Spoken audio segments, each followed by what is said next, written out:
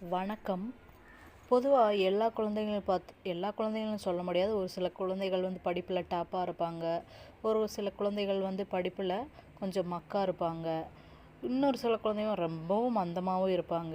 இவங்க என்ன பண்ணலாம்னா, குழந்தைகள் கல்வியில் நன்றாக இருக்க நீங்கள் விநாயகருக்கு 27 செம்பருத்தி பூக்களை மாலையாக கட்டி, அதாவது ஞாயிறு அன்னைக்கு காலையில், அதாவது 10:30 மணி முதல் 12 மணிக்கு விநாயகருக்கு போட்டுருணுங்க. இதை 9 ஞாயிறு நீங்கள் தொடர்ந்து செஞ்சு வந்தால் உங்கள் குழந்தைகள் கல்வியில் மந்தநிலை மாறி கல்வியில் உயர்வு என்பது அவர்களுக்கு கிடைக்கப்பெறும்.